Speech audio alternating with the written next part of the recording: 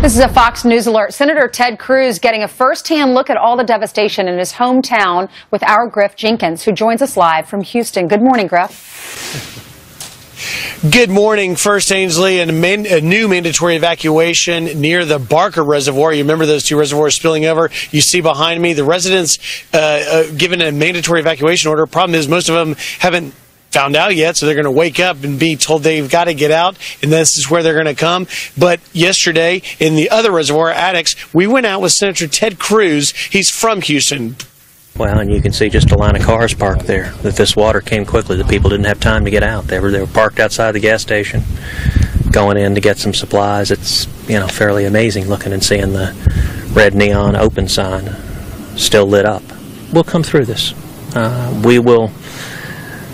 This first stage has just been saving lives. It has been responding to the immediate crisis. That crisis is still ongoing. It's in East Texas, Beaumont.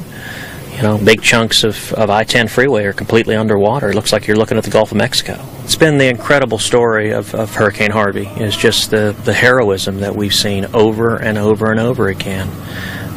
You look at the Houston police officer who was killed, Sergeant Perez. He came in, his wife begged him not to go, said the water's too high, don't. And he drove in anyway. He said, I've got to, it's my job, I got to save people. He drove in, he couldn't get to his ordinary duty station, so he went to another station to report for duty, and got caught in fast-moving water and lost his life. I mean, those are the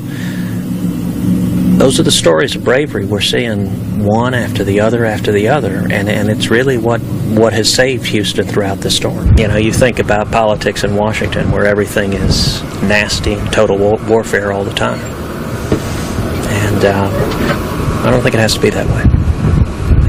And I think something like this reminds us we've got a lot more that brings us together than divides us.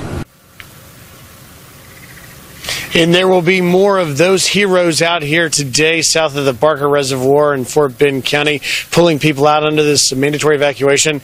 And just on a lighter note, guys, I should mention that Senator Cruz's communications director, Catherine Frazier, and our own producer, A.J. Hall, rescuing a tiny kitten caught in the storm. It's a touching moment in such a rough, terrible story that's played out over the last 6 days. Where was it?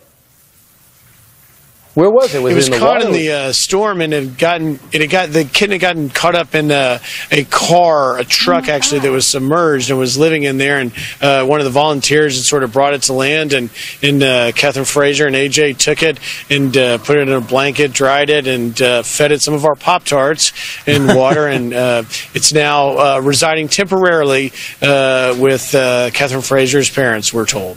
All right. Is Catherine from Texas? How did her parents get the cat? She is from Texas. She lives here, or her parents do, rather, and apparently this is a history. There was a dog rescued in the fires near here in Texas a few years ago. So it's all about a little bit of your part in rescuing pets as far as Catherine Frazier is concerned.